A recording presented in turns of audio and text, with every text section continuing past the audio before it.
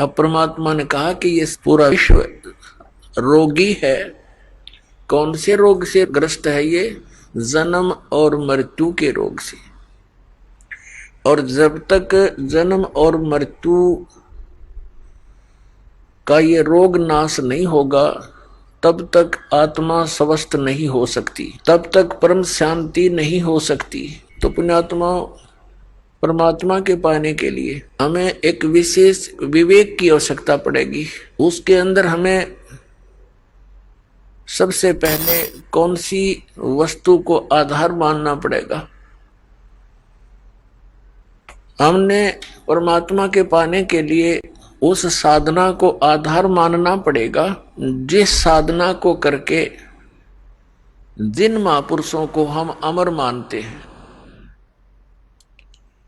कि जो संत, जो महापुरुष मुक्त हुए हैं, उन्होंने कौन सी साधनाएं की, कौन सी भक्ति की, और उन्होंने कौन परमात्मा बताया। फिर तो सब संशय खत्म हो जाती है, बात ही समाप्त हो जाती है। हमारे अंदर जो शंकाएं थी वो नष्ट हो जाएंगी। उसके साथ साथ फिर उनका कुछ संकेत, कुछ विवरण, जैसा कि हमारे सदग्रंथों में विद्यमान है तो भी हम उसको समर्थन मानेंगे। जैसा कि आज सुबह के सत्संग में आपको बताया था, 5 वेद हैं, ये प्रमाणित ग्रंथ हैं। ऋग्वेद, सामवेद, यजुर्वेद, अथर्ववेद, ये तो वेल नोन है। और 5वां जो सूक्ष्म वेद है वो परमेश्वर ने स्वयं आकर के बोला है अपने मुख कमल से। उसके विषय में श्रीमद् भगवत गीता अध्याय नंबर 4 के श्लोक नंबर 32 में प्रमाणित किया है।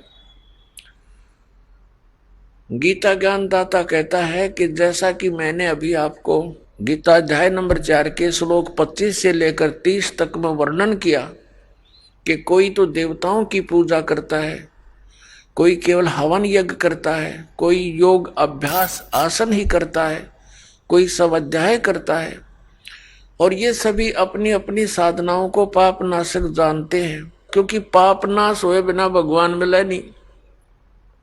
निर्मल होकर ही परमात्मा प्राप्ति होगी। तो भावार्थ ये है कि वो सभी इसलिए अपनी अपनी साधनाओं को श्रेष्ठ मानकर कर रहे हैं कि उनको वो उचित मान रहे हैं, पाप नाशक मानते हैं।